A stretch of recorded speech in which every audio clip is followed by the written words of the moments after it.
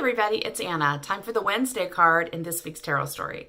Today we have our only major arcana card for the week, and it is the Hanged Man reversed. Major arcana cards always carry with them important life lessons, and when they show up, they suggest that we're in a moment of time where we're able to create some real shifting and transitioning in our understanding of things, or our ability to process our path. So the question always with every major arcana card then is, what is the life lesson that's being communicated?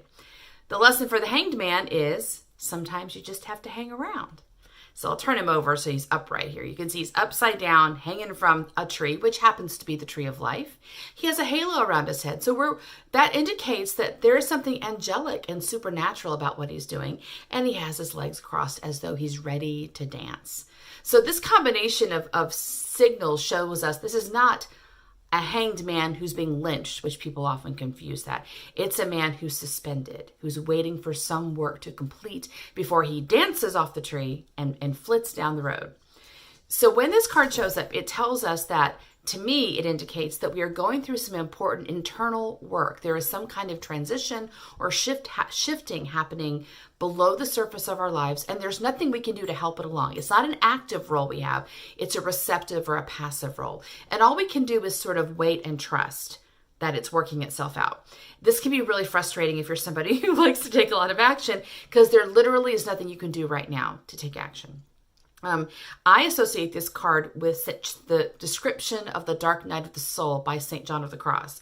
The Dark Night of the Soul is not a time of depression or torment, although people often say that's what it is. It's not what it is.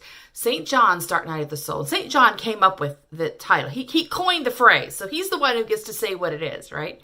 The Dark Night of the Soul is actually a time of dryness, where you're not inspired, you're not excited. You almost feel like you're numbed out.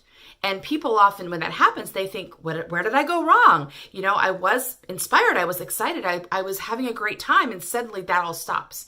And so people think that something's going wrong. But actually, St. John wrote a book about this to help people know that when that happens, you haven't done anything wrong. You're going into a major transition. And it's almost like you have to be anesthetized so the soul can go deep, deep inside of you and do this deep work. So it's like you're going under the knife. Spiritually.